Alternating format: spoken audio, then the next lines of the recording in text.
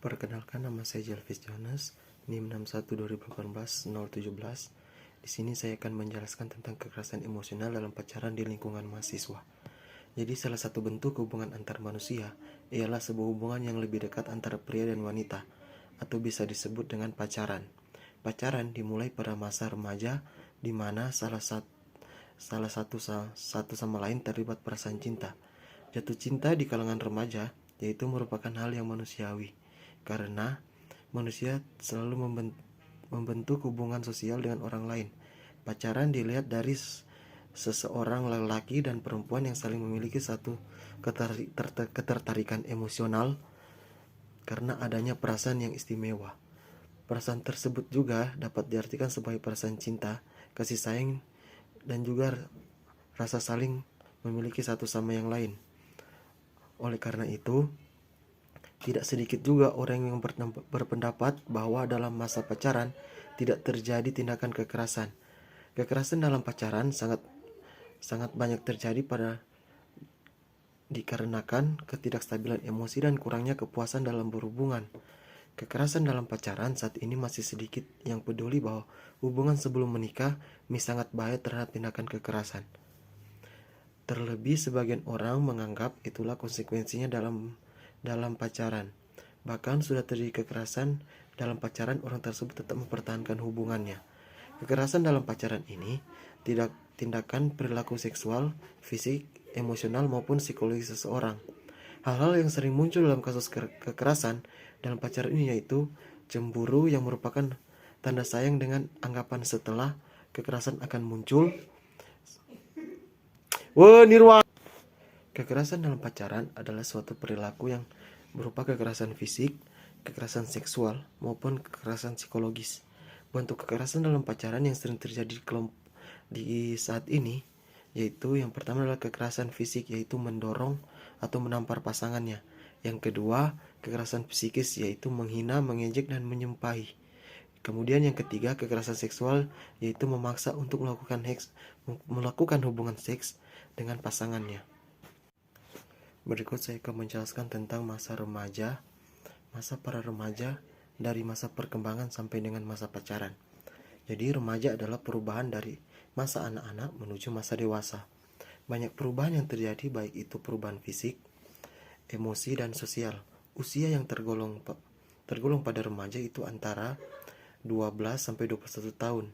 Pada umumnya, pengelompokan tahapan perkembangan remaja ini dibagi menjadi periode awal, pertengahan, dan akhir, yaitu untuk periode awal pada usia 11 sampai 14 tahun, dan untuk periode pertengahan antara 15 sampai 17 tahun, dan untuk yang akhir adalah 18 sampai dengan 21 tahun.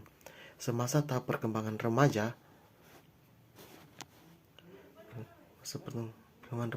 mereka akan berperan dalam hubungan dekat, misalkan orang tua, keluarga, dan akan lebih dekat lagi dengan teman-temannya. Pada masa ini juga mereka akan menjalani hubungan yang namanya pacaran. Perubahan yang sering terjadi pada remaja yaitu dalam hal sikap maupun perilaku sosial yang paling mencolok terjadi di bidang hubungan heteroseksual. Waktu yang singkat untuk remaja melakukan perubahan radikal, yaitu dari yang awalnya tidak menyukai lawan jenis sebagai teman menjadi lebih menyukai teman dari lawan jenisnya daripada teman sejenis. Perubahan psikososial yang terjadi pada masa remaja ditandai dengan kelebihan kondisi emosi remaja yang mempengaruhi pembentukan perilaku positif dan negatif. Kemampuan remaja untuk mengungkapkan perasaan dan menanggapi emosi secara tepat merupakan peran dan kecerdasan. Emosi yang masih berkembang terkadang membuat remaja kesulitan membedakan mana hal yang bersifat positif maupun negatif. Salah satu contoh emosi adalah emosi marah atau emosi negatif. Emosi negatif sering diekspresikan secara tidak tepat. Pengaturan atau regulasi emosi remaja yang tidak tepat dapat menimbulkan perilaku agresif. Regulasi emosi adalah cara orang mengendalikan emosi yang mereka hasilkan ketika mereka mengalami emosi tersebut dan berjalannya usia, emosi seseorang pun akan terus berkembang. Proses pembentukan melalui setiap tahap perkembangannya yang didukung oleh suatu faktor eksternal dan faktor internal. Contohnya faktor eksternal seperti teman sebaya, lingkungan sekolah, dan masyarakat. Sedangkan faktor internal contohnya usia dan lingkungan keluarga.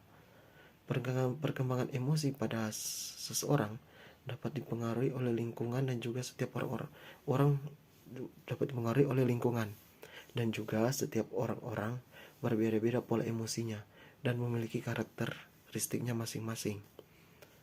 Masalah mental emosional yang tidak ditangani dengan baik akan berdampak negatif terhadap perkembangan remaja di kemudian hari, terutama kedewasaan pada saat remaja memicu gangguan perkembangan mental emosional.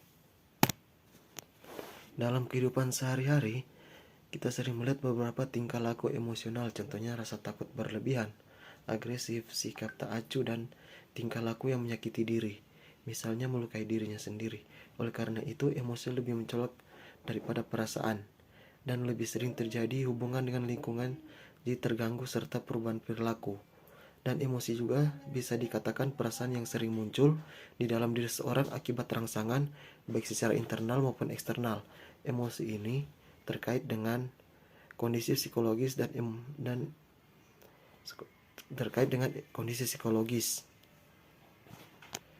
Emosi juga dapat dijelaskan sebagai bentuk kemarahan, tetapi emosi sebenarnya mewakili berbagai macam perasaan manusia seperti kesedihan, kebahagiaan, dan kemarahan. Oke, sekian dan terima kasih.